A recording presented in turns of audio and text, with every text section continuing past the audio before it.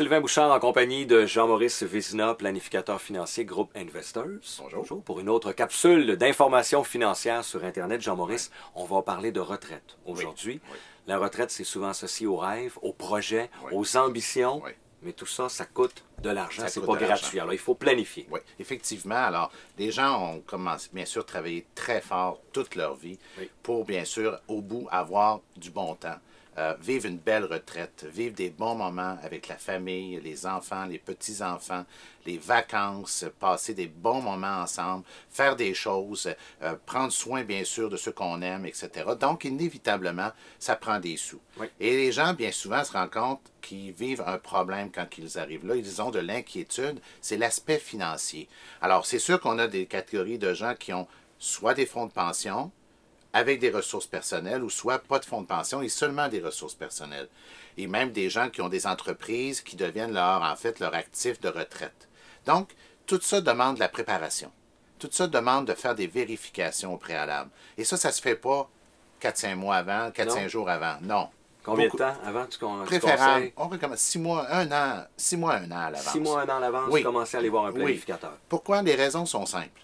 Premièrement, ça nous permet de faire des vérifications. S'il y a des corrections à apporter, que ce soit par exemple dans les admissibilités des années au niveau des fonds de pension, de vérifier par exemple les revenus provenant de la Régie des rentes, de faire en sorte qu'on puisse calculer des revenus pour éviter qu'à 65 ans, les gens perdent leur sécurité du revenu, parce que si on dépense, il y a des règles attribuables à ça, oui.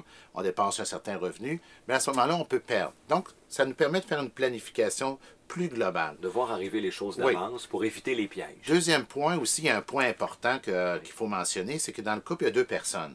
Alors, si on a travaillé avec un couple, donc, il y a est-ce qu'on prend la retraite en même temps? Est-ce qu'on s'occupe du fractionnement du revenu? C'est toutes des choses à préparer. Alors, ça, c'est des points majeurs. Mais en plus, dans la planification, il faut s'assurer que les gens vont être capables de faire face à des ennemis. Parce qu'à la retraite, on vit des ennemis. Quels sont-ils? Premier point important, l'inflation. Oui. Vous savez, on planifie quel niveau de revenu on a besoin à la retraite.